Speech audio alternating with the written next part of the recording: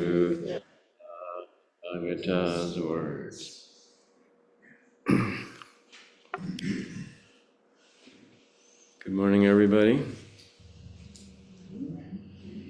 Oh, it's okay. I ventured out here. I thought it'd be easier to hear and see. One of the spots you can put somebody. And since I'm supposedly delivering the Tathagata's perfect words like you just chanted, I'll sit with this guy here and maybe get some help.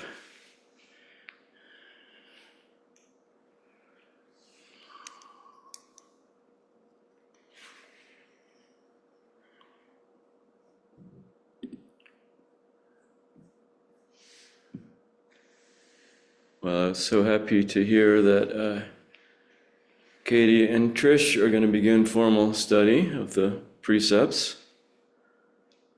And so the Rakusu, and if they make it that far, they probably will, be part of a formal ceremony of Jukai, receive precepts sometime next year with Karen.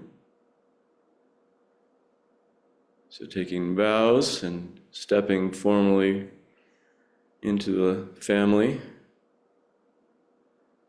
and how wonderfully that helps all of us, helps all of us remember our intentions and how we want to live. It's such a gift to the Sangha when people are audacious enough to do such a thing. So that's wonderful. And then I always try to remind myself the truth here too, that we wouldn't want to think, and we know this isn't the case, but we might get mixed up. We wouldn't want to think that means Katie and Trish are now in the Buddha Club, and I didn't get the Buddha bib.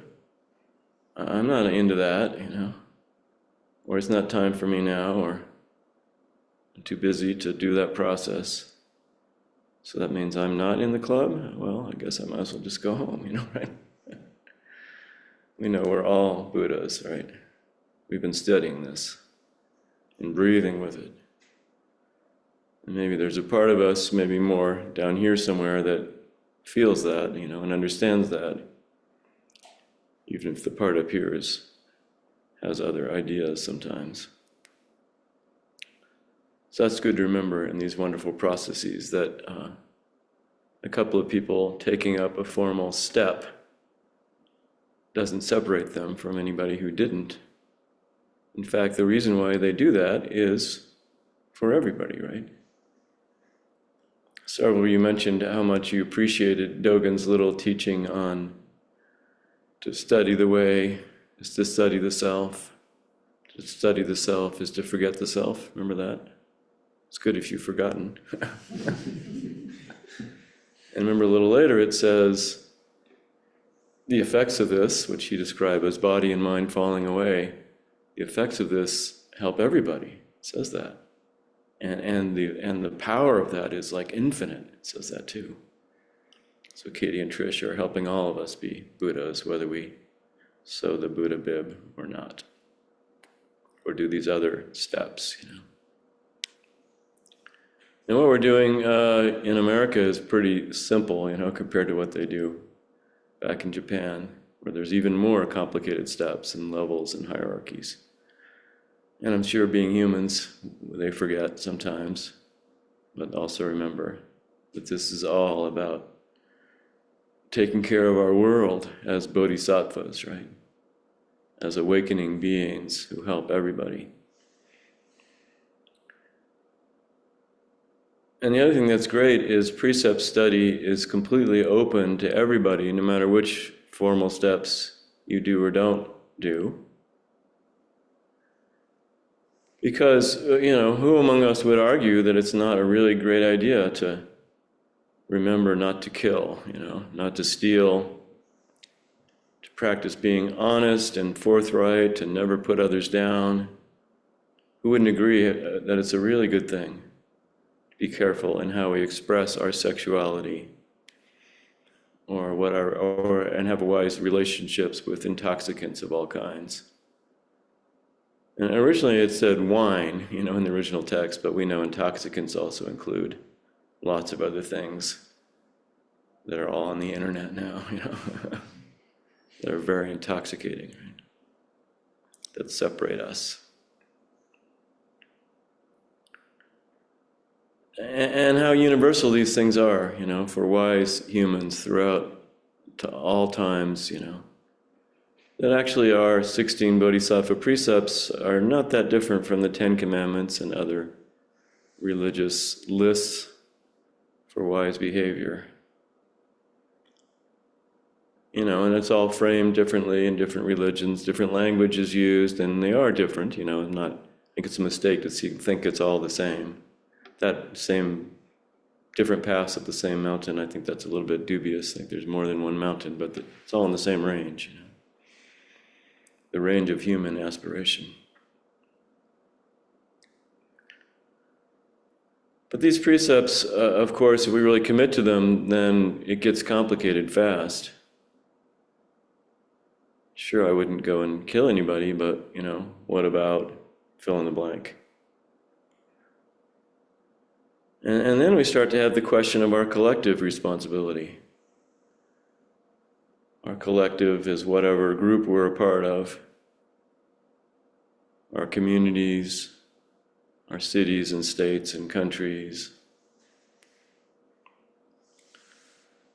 So I found that I couldn't ignore something that I took in on the news, and I've taken in before, but somehow this time it hit me. I was reading another news article. I'm sorry to bring this up, but it seems like I have to. I was reading another news article about our military in the Caribbean, under the direction of the current administration, blowing up little boats with 6, 7, 12 people on them. I can't remember the number, but the known number of people killed is something like 54. And probably there's more. And that we are part of the collective that's doing this, right? Our country. At least I am. I don't know if we're all US citizens here. But we're in the middle of it, if it's lands right now, all of us. And I've been upset, and I'm sure you have too, about other things that have been going on, and especially in my case, I have connections to East Africa, and the rapid gutting of our aid programs there have done tremendous harm. That's been a kind of passive killing. But so sadly, it includes killing many children. Taking away programs that actually were really good. It's like so tragic to get clear on what good we were collectively doing in Africa and other places in the world with our aid programs. We had some really effective programs. Cost-effective, well-organized, done in collaboration with local countries and groups, but now we don't. So I don't know, I tried to respond to that in my limited way. I gave talks about it, I posted on the internet. Of course, everyone in my bubble agrees with me, right? So I don't know if I did enough, but I did a little. But I'm realizing about these not passive killings, these active killings by us, that this is a whole nother level. So I think as a Bodhisattva practitioner, I can't stay in my bubble and just complain about it or give talks about it. Or just, email my representatives, which I will do. So I thought, well, what can I do, And the only thing I could think of is a little uncomfortable, but people do this all the time, so it's clearly doable. There's a naval air base about an hour away from our town. So I think I got to go to the front gate, because the Navy has been involved in this. I'm sure none of the people at Naval Air Station would have directly, but it's a step closer to where it's happening.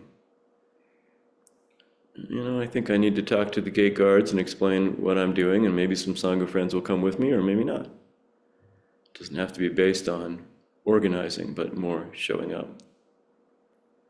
I think I need to sit, maybe in the rain, because it rains a lot this time of year in our area. My next free weekend day is a ways off. And to sit and bear witness to this killing. Maybe a little sign or a handout. And even if I only do this for a couple of hours once and can't Bear Village create a permanent vigil that shows up in the New York Times, which I don't think I can, I could do something. So I share this in confession of my inaction and in aspiration of what I hope to do, and I'll send Michelle a photo. And if I don't, you can call me up and say, what happened? Did you get busy? Which we do, right? Which we do. Also uncomfortable. I really don't like meetings. I have to go to a lot of meetings, but I could go there quietly all by my lonesome, but probably I need to go to some meetings and make sure our board of directors is comfortable, and then you have to probably talk to our lawyer, and will this affect our 501c3 nonprofit status? I hate that stuff, It's understandable, I support it, blah, blah, blah, but come on. And I think that is fine, actually. We're banned from electioneering, it's called. We can't stand up there with a candidate's name on our sign. But this is morality, not politics.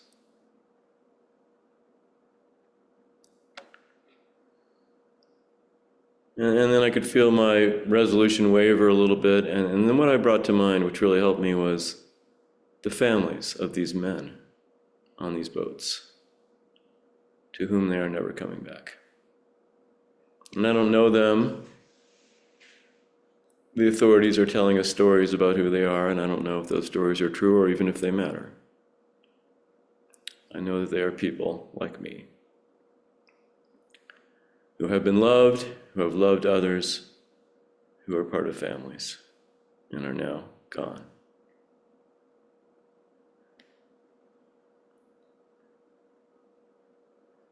And I regret bringing this horrible stuff up. We're having a nice time and everything. But everything we do is based in the precepts, and hearing about Katie and Trish, my mind just kind of went there, and then the news. And eventually our minds hit these little tipping points, right? Where we're like, you know what? I can't keep sort of talking myself out of this one, Do you know what I mean? And that's how practice works on us. And like me, I'm sure you feel like you could do better, you could do more. It never feels like quite enough. But if that leads to doing nothing, that's definitely not enough, right? And a little bit is a lot more than nothing. And if all of us do a little bit, maybe it'll make a real difference.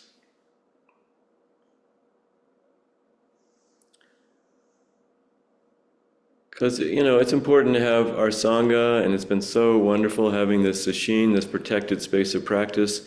Things happen in the sesshin environment that just don't seem to happen otherwise. Some of them obvious, some of them pretty subtle, or actually a little bit surprising. Michelle was telling me in the car this morning, I think the chanting sounds better. I'm like, wow, okay, magic of sesshin, for sure. And we weren't like, I'm going to chant really good, I'm sesshin. We're just in it, right? We're sitting in this, we're breathing in this day after day. So naturally, when our mouths open and we express Buddha Dharma through the chanting, it has a different feeling than it might another time. And that deep feeling is infectious. We help each other. But none of this can be separate from the bigger world. And as I mentioned, the worlds of Dogen and Buddha were also full of conflict. There are stories in the early teachings about Buddha that he actually did intervene a few times with kings. He had like the ear of kings, and talked him out of going to war a couple of times. There are also times written where he couldn't talk him out of it, and it was horrible. We don't know if Dogen did anything we would call direct social action, but he sure devoted himself to this way of peace and understanding which we have received from him.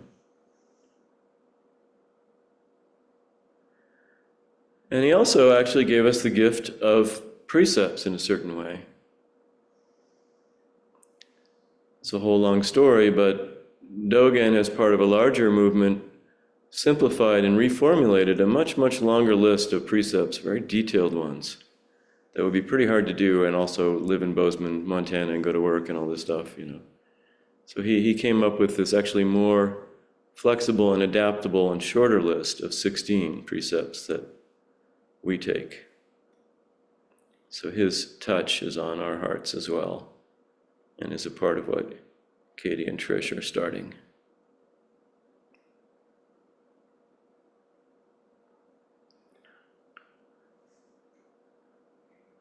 The Sesshin practice, the word Seishin, it's a two-character compound.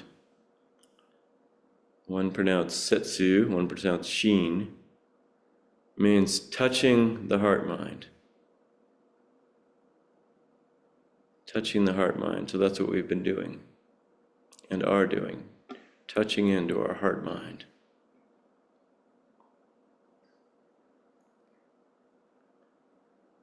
And as we know, it hasn't just been the Zazen, although there's been a fair bit of it, but the whole sort of way of living together. In this humble professional building in Bozeman, we've created a traditional Zen monastery for 3.5 days to help us remember, a structure to help us remember that everything we do is practice, absolutely everything. And I think the thing this helps us with, though, the most is in our relationship to difficulties. We've all had and will continue to have, some problems. Some difficulty in the body, a few of us are in a lot of pain, some pain in the heart. Some troubled thought that keeps coming back. A lot of doubts in ourselves and maybe some doubts in the whole thing.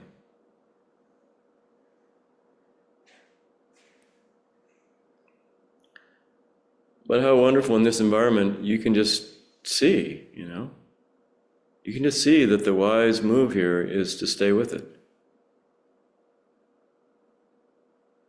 You practice, not turning away.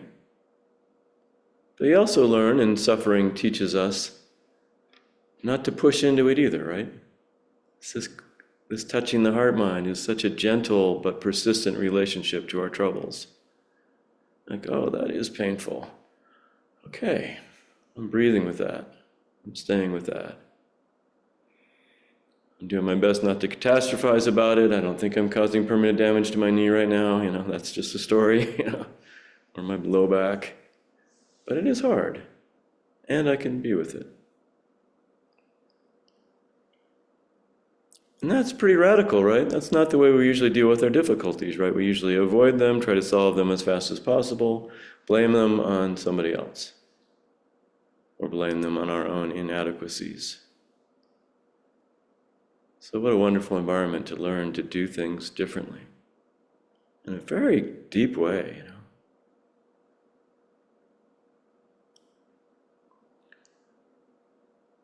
I've never been a dog person. I've always been a cat person, but my wife is a dog person, and Michelle has 2 dogs, so I'm hanging out with dogs more. Yeah, you can really work with your mind just like a dog. Plenty of stay, right?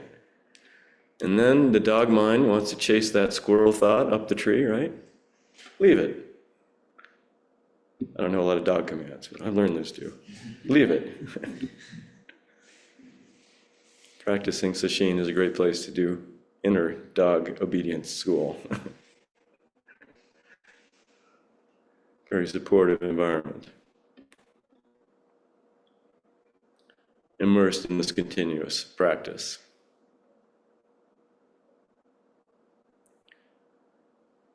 And so our great teachers give us a little on the practical stuff, but a lot on the spirit of it, as we've been seeing. I was remembering that Suzuki Roshi had some particular quote that I really liked about the spirit of it being like sort of practicing endlessly forever with no gaining idea, something like that. And of course, on the internet you can find things. And what I found is actually the original transcript that was kind of pulled out of and put together from. And I was reminded that the great teachings, if you're a Suzuki Roshi fan, if you aren't, maybe you will be, these great little teachings and aphorisms and great quotes from him were actually sort of like edited together because he was a little rambly and his English was a little bit creative, you know. So I thought you might enjoy hearing the original quote. I'll try my best to not fix his grammar. Because this is the spirit of our Zazen practice, which is straight from Dogen, via Suzuki Roshi. He said in 1965, "I don't feel to speak after Zazen. I feel the practice of Zazen is enough. But if I should say something, I think what I shall talk will be how wonderful it is to practice Zazen in this way. Our purpose is just to keep this practice forever. This practice is started from beginningless time and will continue for endless future. Strictly speaking, for human being, there is no other practice than this practice. There is no other way of life than this way of life. Because Zen practice is direct expression of our true nature, the most important thing is, when you practice Zazen, it is necessary to forget all gaining idea, all dualistic idea. In other words, just practice Zazen in certain posture." Well, that's totally understandable, right? But it's not as shiny as what I put on our brochure. So it's great to know where these things come from. I enjoy that, but I get a little geeky about it. But we are fortunate that a few teachers did leave us some real specifics. So I want to return to Chan Master Zhiryi from the 6th century before we get back to Dogen. We have one more Dogen piece to look at. Today's talk may go a little long, so feel free to change your posture, or do whatever you need to stay less uncomfortable.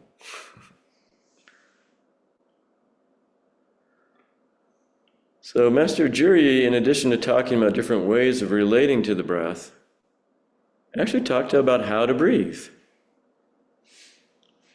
When you first sit down, he suggests doing a practice to kind of reset our breathing.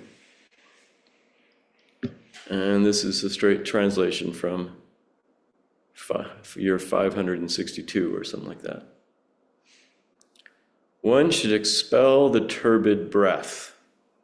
The method of expelling the breath requires that one open the mouth and release the breath while not allowing the process to be coarse or urgent. One should make it soft and smooth as one releases the breath and sends it forth. One should imagine that throughout the body, any blockages within the numerous energetic pathways are moved on out as one exhales. So this is similar to instructions I've heard where you breathe in through your nose and really fill your lungs, maybe kind of a sense of your body opening and elongating a little bit, and let the exhale be quiet, gently audible, and long. Let's try this a couple of times.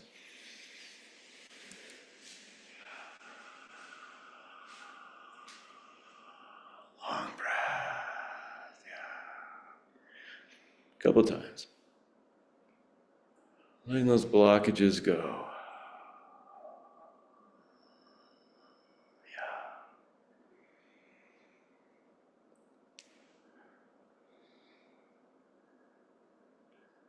And then just stay in meditation for a little second, just to feel how that might be. And let the breath be natural.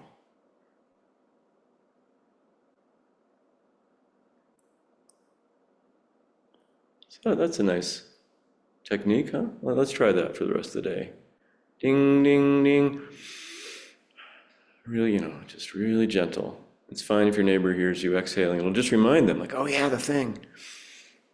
It's helpful. But then when we just say, breathe naturally like I just did, what does that mean? Master Zhuryi says, well, pay more attention than that. He says, actually, there are 4 different kinds of breathing, and they're kind of leveled. He wrote, the breath may possess any of these characteristics. First, windy breathing. Second, uneven breathing. Third, normal breathing. Fourth, subtle breathing. The first 3, windy, uneven, normal, are indications of inadequate adjustment. The last is characteristic of correct adjustment. So here we even have right and wrong showing up, like, what? Oh, now we're in trouble. Now we're getting really performance-based. So we hold this stuff lightly, remember always that. But it's good to take things up, just with that good spirit. So windy breathing is easy to figure out. If you can hear your breath audibly, and all the more so if the whole Zendo can hear your breath, which does happen, then it's windy breathing. Uneven breathing is you can't hear it, but you can feel that it's kind of a little bit jumpy, or maybe feels a little bit mechanical. I was noticing uneven breathing this morning. And all this stuff, it's like, what's tricky is that it's very, very, very familiar. You have breathed this way 1,000,000 times already. It's not like, whoa, I'm breathing all weird. It's like, oh, I'm breathing normal. Oh, normal is weird. Okay, now I'm learning that. Like, uneven has kind of got a little bit of starting and stopping, or kind of forcedness to it. Normal seems like what we were going for. But he says, no, even that, it's a little too much tension in it. It's a little too controlled. There's something there that can be released into the 4th, subtle breathing. So quiet, so gentle. Hardly anything happening, but the breath is most definitely happening. And he gives a lot of pages of instructions about what to do about it, but basically he just repeats the same thing. So I'll just tell you the thing, and we can play with this. To go from one level to the next, he keeps saying, this is the thing that you do. You should rely on 3 techniques. This is the method. First, stabilize the mind by anchoring it below. We'll pause on each one. Okay, the first is stabilize the mind by anchoring it below. Well, I think this fits what we've heard in Zen, right? Center your mind more like down in the hara, right? The tanden, the lower belly. Feel the rising, and you might even put your hand on your belly from time to time. You could do so now if you like. Just kind of bring your awareness there. And the air doesn't literally go into your belly, but there's a feeling of rising and falling from the diaphragm. And why not imagine the air is going there? Belly breathing. And maybe as you turn into the feeling in the belly, you notice some tension there. Maybe some of that can be allowed to soften and release. So first he says, bring your mind down here. As opposed to, right? So I guess this isn't just us, right? This is even, 2,000 years ago, so it's not just our culture, There's no smartphones, right? It's a human problem. We get lost up here, so bring our awareness down here. First thing he suggests. So if your breath gets a little, bring your awareness down to your belly again. That's the first technique. The second, he says, is relax and release the body. So just let that softness emanate out from the belly. And this doesn't require a pain-free body. If it did, we would be sunk, right? It can include discomfort and include pain, but you're just sort of inviting a sort of field of softness and openness and gentleness to just permeate out from the belly. And you may discover, I often do, that some little amount of that tension in the body, which is not different from tension in your mind, really, some little amount can soften away. And that's actually pretty significant, you know? If you go from 90% pain to 80% pain, it's just like, ooh, you feel it. And it's so encouraging, right? It's so encouraging. You see that we actually don't just have to be tense and upset about our difficulties all the time. We can soften them a little bit. And then the third technique for calming our breath down, he says, is a visualization. Visualize the breath penetrating through all the pores, going forth and coming in without any obstructions whatsoever.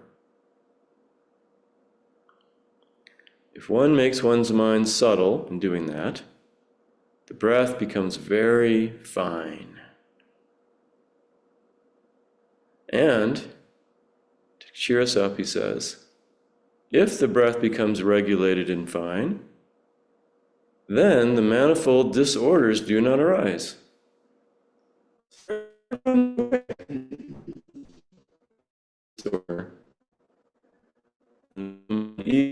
There's meditative absorption, the saying zazen.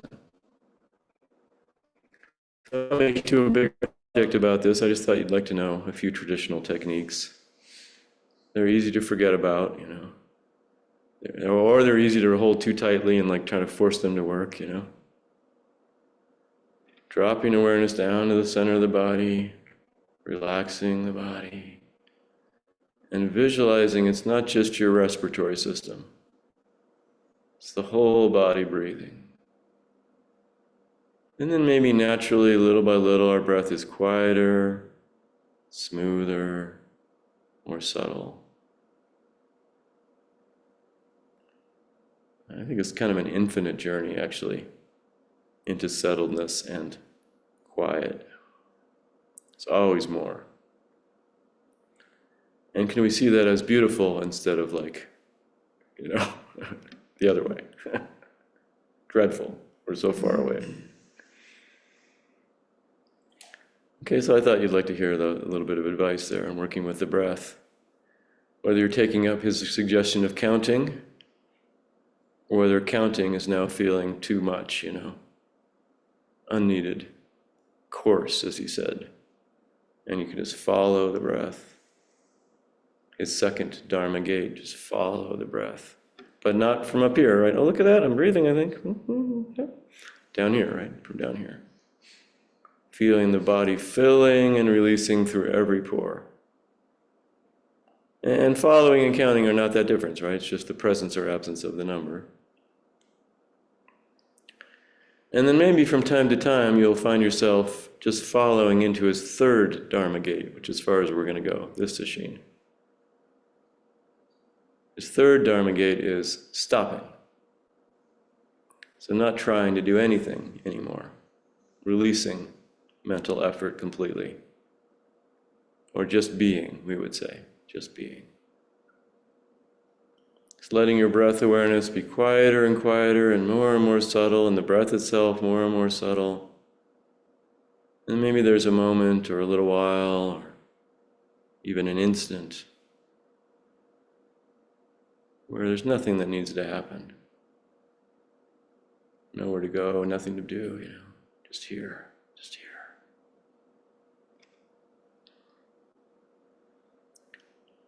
And the great thing about all this, of course, is the This is not a specialized thing to do at the Zen hall. Because even as we just devoted a whole bunch of hours to this, good on us, the number of hours we'll spend in formal zazen in our lifetime will still be very tiny, right? Very tiny compared to the number of hours that we will hopefully be fortunate enough to live. So how do we invite this out into our lives? Well, we're always breathing for sure. So much pulling us into our heads, right? But even still, try this out. Do experiments. Some are classic and always talked about, stoplight samadhi. Oh, great, a red light. What a great opportunity. Yeah, good stop. But you can even do this in meetings. I've done it. So-and-so is going on and on. You're getting irritated. Will this meeting ever end? My experience is nobody notices if you drop into deep meditation. Right there. If you're on Zoom, you can even leave your camera on. Maybe on a very rare occasion someone says, "Oh, Tim, you look calm. Yeah, would you like to add something?" And then from that calm place, maybe you say something. Amazing. No. So try it out, Try it out. On the street, walking into the store is walking meditation, actually, right? You don't have to go as slow as Kenyan. That might kind of annoy people. But try the practice. I like this practice called, I don't know if I made this up or if I stole this idea, 90% speed. You start out going your normal habitual speed from the car to the store. I got stuff to do. What do I need? And just see if you can go, oh, wait. Slow it down a little notch. Nobody but you will notice, It's a little calmer. Pushing the grocery cart, meditation. Admiring the abundance on the shelves. Wow. Right? So we can truly take this out into our lives. And then, little by little, we're practicing more and more, whether we make it here every week or not. Okay. One more Dogen. It's a shorter one, but it's going to take a minute. You okay? Are you okay? Okay. This one's, you're welcome to take the little books home, by the way, if you want to have a copy of the first two. But this one hasn't been in our liturgy. It is in other liturgies. Can I hand this to you, Travis? Thanks. And it's called Eihei Koso Hatsuganmon. This particular sheet is from the San Francisco Zen Center chant book, which they publish online. You have it in March. You do? Oh my gosh. Okay. So now you have that to take home and you have the Bozeman chant book. Perfect. Hopefully it's the same translation, probably. Do you chant that ever? No? It's just in there, huh? We find it. Karen or Wendy early on put it in there and then life happened. Yes, you can use the chant book, yeah. Thanks, Travis. So this is a really interesting text. These are Dogen's words, pretty much. But it's not an essay he wrote in this form. What it is later leaders in the Soto lineage, and I think it's not even known who and when. Maybe it is, but I couldn't find it out in the English literature. Pulled this out of one of his Shobogenzo essays. It's one about valley sounds and mountain colors. And kind of arranged it a little bit and made a few little changes to make it chantable. So this is Dogen's sentiment, but not precisely how he wrote it. Title is interesting. Eihei refers to Dogen, and that is actually not his name, it's the name of his monastery. You get referred to by the name of your monastery in the tradition. So he became Dogen of Eihei, Eihei Dogen, so it means Dogen. Koso means great ancestor. So I already know this was written by somebody else. They're talking about great ancestor Dogen. You wouldn't say that about yourself. It'd be tacky. Hotsugonmon is a compound. Hotsugon means bringing up a vow, arousing a vow. So I was trying to do that earlier about the killings, right? Rousing a vow. And mon at the end means words or verses. So this is great ancestor Dogen's words of vow. You can't always do the same word order when you translate. So how he wanted to practice, how he wanted to live. And it turns out I did learn enough to find out that a Hotsugonmon is a thing teachers would write, You would write your Hotsugonmon, write your statement. This is my statement of vow. And we could take up this practice. Probably wouldn't be as elaborate as this, but it would be a great practice for us. What is my vow? What am I trying to do in my life? What if I wrote that down, 100 words or something? What would come out? And actually, I was talking to somebody about a practice that's done during meditation, actually. The beginning of meditation in many of the Tibetan lineages, the people bring up their vow. They bring up their aspiration. You settle yourself in, you take a breath. In this meditation, I vow, that all beings will awaken with me, or something really, wow, okay? Or maybe more practical, I vow I will not scratch itches or something. Just be with them. It can be very practical. So here's Eihei Dogen's vow as kind of put together from his work. So let's just chant it. Let's use our chanting style. I'll introduce it, we can just chant it, and then I'll highlight a few things. E koso Hotsugonmon.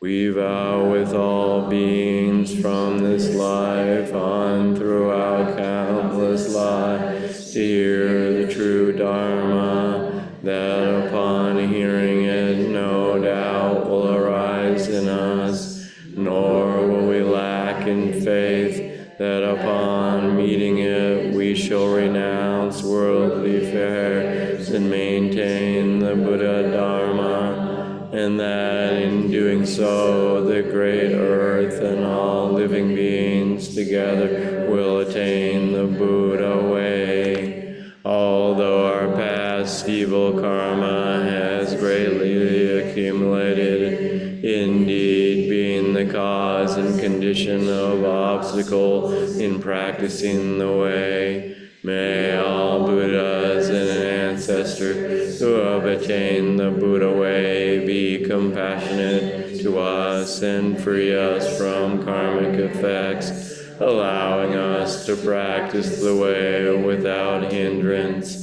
May they share with us their compassion, which fills the boundless universe with the virtue of their enlightenment and teachings.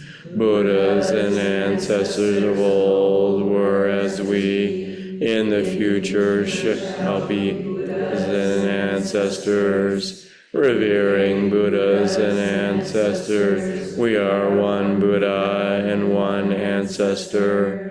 Awakening Bodhi mind, we are one Bodhi mind. Because they extend their compassion to us freely and without limit, we are able to attain Buddhahood and let go of the attainment.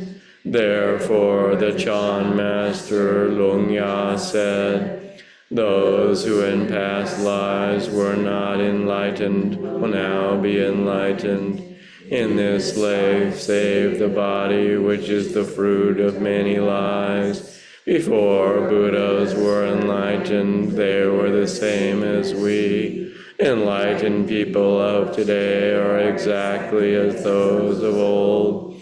Quietly explore the farthest reaches of these causes and conditions, as this practice is the exact transmission of a verified Buddha. Confessing and repenting in this way, one never fails to receive profound help from all Buddhas and ancestors. By revealing and disclosing our lack of faith and practice before the Buddha, we melt away the root transgression by the power of our confession and repentance. This is the pure and simple color of true practice, of the true mind of faith, of the true body of faith. Thank you, everybody. We dedicate this vow to all beings, of course. So there's a lot in there, right? It's hard to kind of take it in as you're chanting it. So let me just highlight a few things. Well, first, that the first paragraph is probably would be enough for us, right? Let's just look at that together. And in the original, what's interesting, one of the things they changed is in the original it says I instead of we. So that always feels more personal to me, but we feels so inclusive. But I'll just read what it says here. That we vow with all beings, from this life on through countless lives, okay, we're doing this forever, to hear the true Dharma, that upon hearing it, no doubt will arise in us, nor will we lack in faith, that upon meeting it, we shall renounce worldly affairs and maintain the Buddha Dharma, and that in doing so, the great earth and all living people together will attain the Buddha way. So we believe this to be a big deal, right? Big deal. So that's really beautiful. And we would probably not write it exactly this way, right? But maybe it would be good for us to think about, why am I doing this really? Is it just so I'll be a little calmer and nicer with my family or less stressed? And that can be part of it, But also, what's my bigger vision here? And the second paragraph acknowledges that we have a lot of obstacles. And then the third and the quotation talk a little bit about working with these obstacles. But one thing that really impresses me where does it first show up here? Yeah, it shows up in the middle of the third paragraph, and then the quotation from Master Lungya repeats it. And it's making a kind of a truth statement. He is making a truth statement to cheer us up. And what he's doing is a very traditional thing in Buddhism. You see it in the early Mahayana texts, which is a student practices very diligently for many lifetimes. That's the framework here, It's not just like I've been sitting for 2 years, many lifetimes. And then the Buddha notices them and gives them a prediction of Buddhahood. And that actually, in the original early teachings, is a really important sort of causal condition. You need a prediction of Buddhahood by a previous Buddha to pop into full Buddhahood. So Dogen's really helping us out here.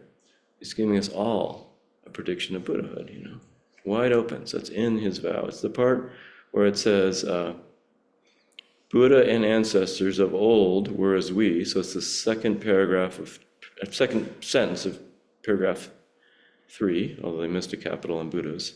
Buddhas and ancestors of old were as we in the future shall be Buddhas and ancestors.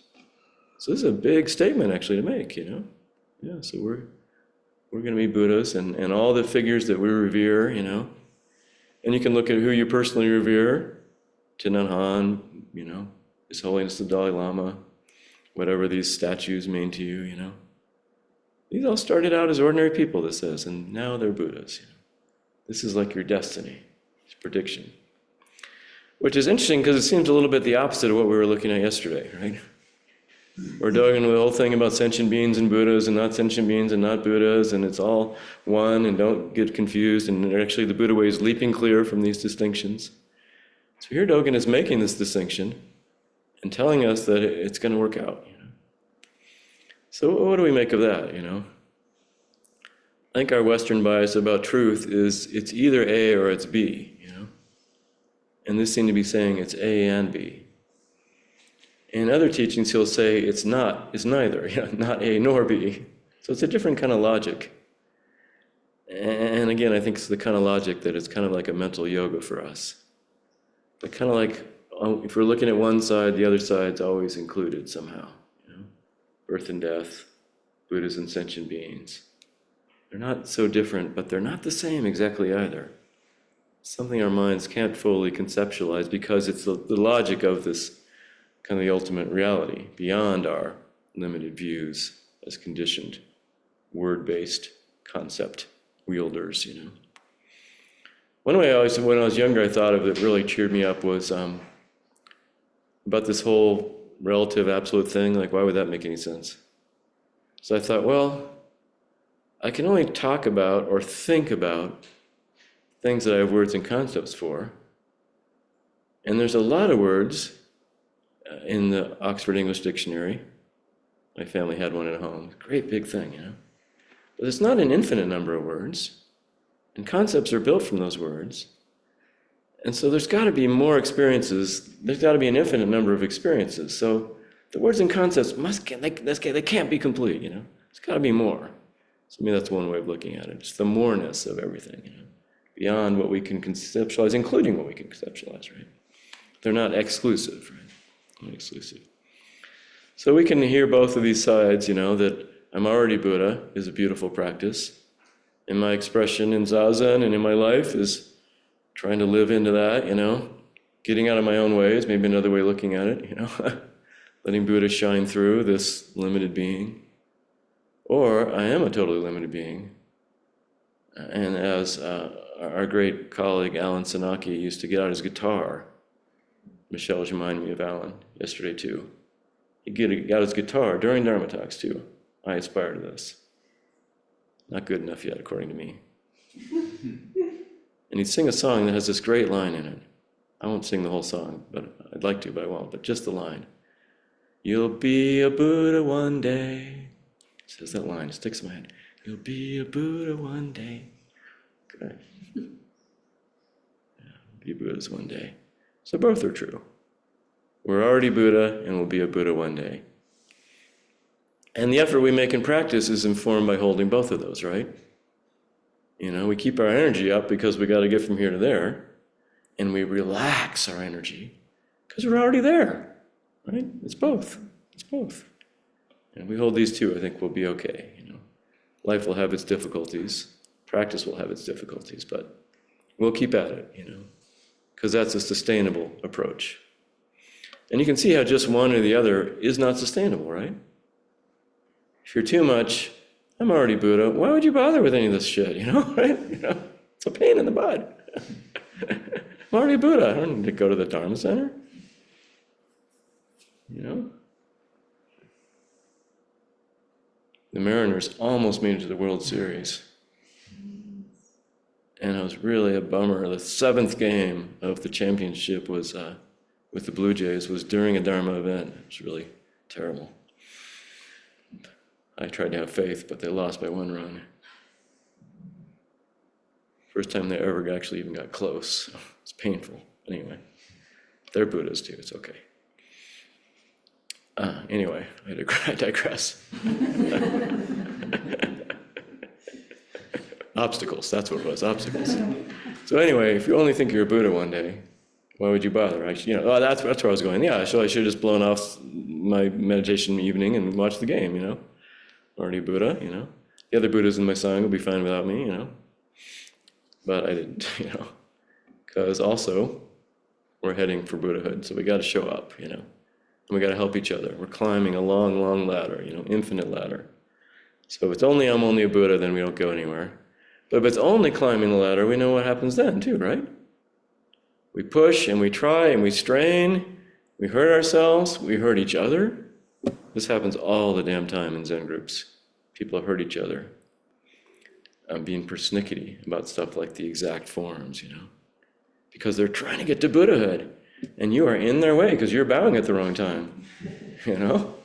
You're preventing the fulfillment of the Buddha way. And it's like, you know, so they got to straighten you out. They think they're being a Buddha helping you, but actually, you know, they're a little off kilter. So it's both, right? It's inspirational and aspirational together.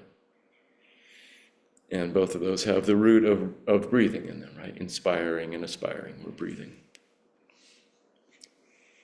So the last thing I want to say about this wonderful vow is the last paragraph. Let's read that again together.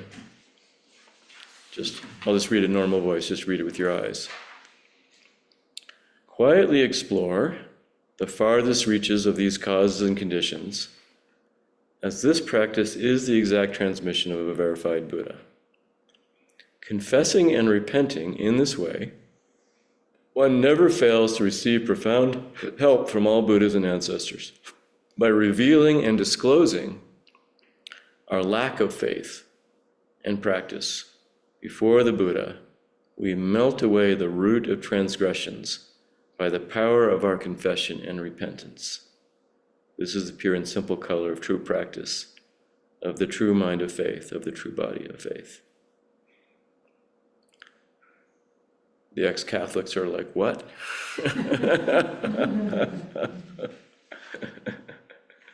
Zen groups are full of Jews and ex-Catholics usually, and agnostics. So confession, as it turns out, to be a part of our practice, and turns out to be really powerful and really effective. To actually bring up, I'm having trouble, I'm not showing up for practice. I'm having doubts in all this. It's too hard for me. And unpack that with Buddha. Maybe it means going to Doksan and unpacking with a teacher or a trusted friend in the Sangha. Or maybe it's actually a ritual you do on your own, at your little home altar. You offer incense and you bow and you say, "O Buddha," or "O Kuan Yin," or whoever is on your altar. I'm really sorry, I'm having trouble keeping my practice alive. And then just sit and receive the blessings. That's what he's saying. It's actually what he's saying here, right? Breathe in some faith and trust in this process. That something is unstuck. Maybe you can think about it psychologically if you need to, right? Something gets unstuck by just naming and acknowledging and feeling resistance. I don't like so-and-so or this or that. And I would go if they did it this way, right? These are obstacles to our practice. So isn't that interesting? He says this will melt away. This is powerful. And not just like talk you into like, oh no, it's okay, you can just like relax during that form. No, the roots of it melt away. It no longer occurs to you that that bothers you anymore, The roots melt away. And you're happier, more accepting and carefree, You go to the Sangha meeting, you say, yeah, anything is fine with me. Just love the practice. So that's what Dogen says. In addition to all those mind-twisting, double negative things, he also says have faith, confess, be humble, trust the Buddha. And when he says Buddha, he always means Buddha, Dharma, and Sangha, right? Trust the Dharma, trust the Sangha. So, we are all Buddhas for each other, too. So we can confess to each other. And as a Buddha receiving confession, the other important thing here is the Buddha does not give advice. So when you're in the Buddha position, just listen. Oh, yeah, that's tough. Thank you for telling me. Yeah. You don't need to coach them about the great practice strategy you came up with at home, because that just causes more problems, You say, I'm glad you're here. You made it this time. Me too. I didn't really want to feel like coming either. You can confess too. But here we are. Aren't we lucky? Because we are really lucky, right?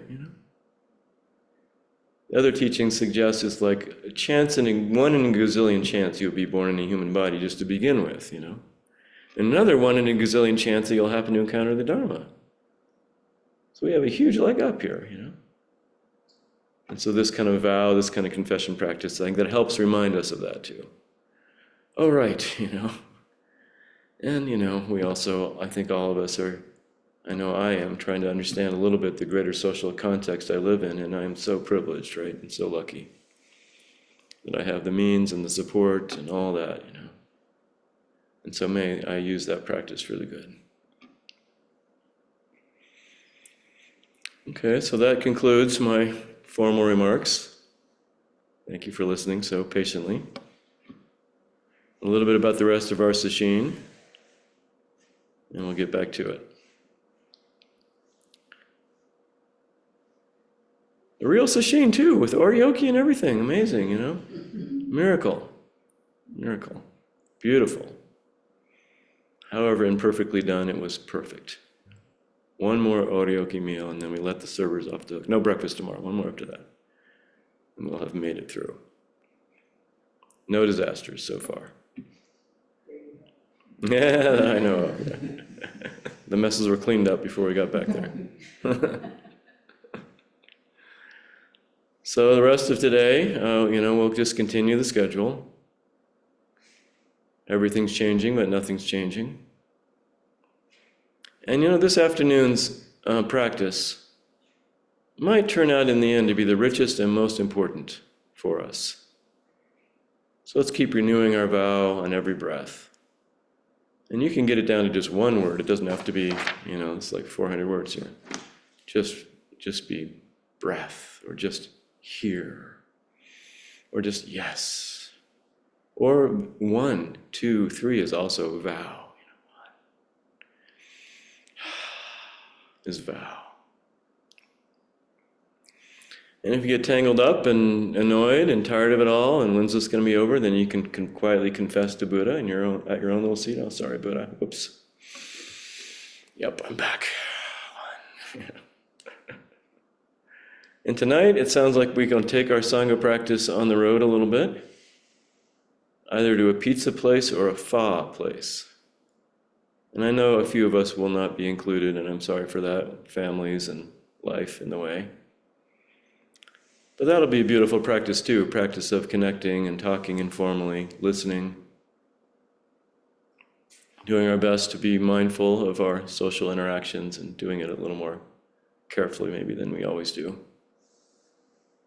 Maybe if you're somebody who tells a lot of stories, you practice listening more over dinner. And maybe if you're somebody who sits back quietly, you're like, I'm going to share something. Can I confess now? That would be beautiful. Wouldn't that be beautiful? Beautiful. We'll do that, and we'll also do our usual patterns, because that's what we do. And we'll come back tomorrow morning for a bit more zazen, and then we'll do a ceremony. So this is a special ceremony to enact the Dharma, to enact all the stuff we've learned about Buddhas and sentient beings. The Sho-san ceremony is a ceremony of Dharma question and answer. Some of us were here to do this last year, and it may be new to a few of us. It's a question where the teacher sits up here, more or less right where I am, and the teacher is taking the part of Buddha, for sure, and each person, one by one, shows up with a little bit of ritual around it, bowing and moving a certain way. We'll practice. And each person brings up a question, a Dharma question, or a confession. It'll be fine. And there's an exchange. And maybe what we've been learning about Dokusan and doing Dokusan more often is helpful here. It's the same thing, but it's public. Well, public to this intimate group. This isn't going on the internet. And just bring up something from my practice. I feel something will come out of your mouth. And doing my best to channel Buddha, I'll say something. Maybe we'll have a little more exchange, just maybe another word or two. We'll thank each other and move on. And each person will have the opportunity. It's the kind of ceremony where you can't actually be an observer. Everyone's a participant.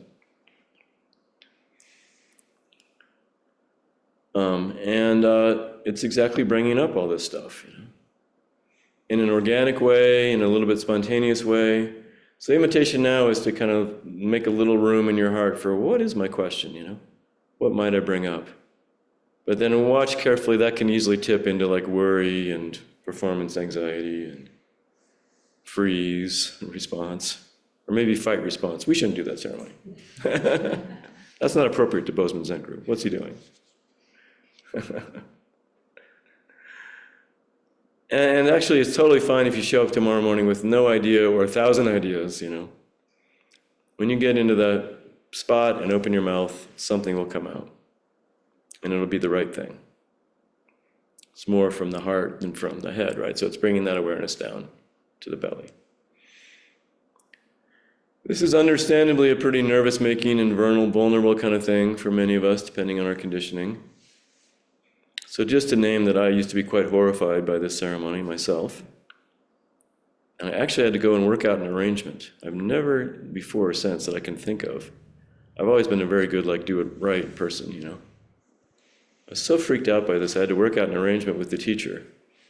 It was Reb Anderson. And we arranged that I could go up there and just say, I have no question.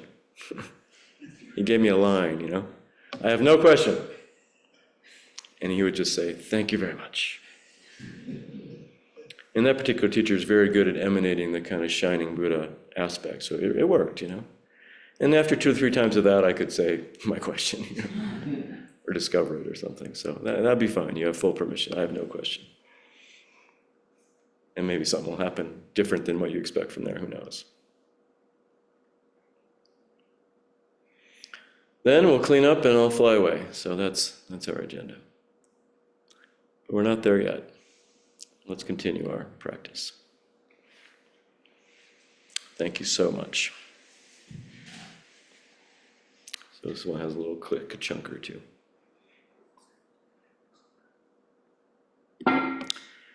Beings are numberless.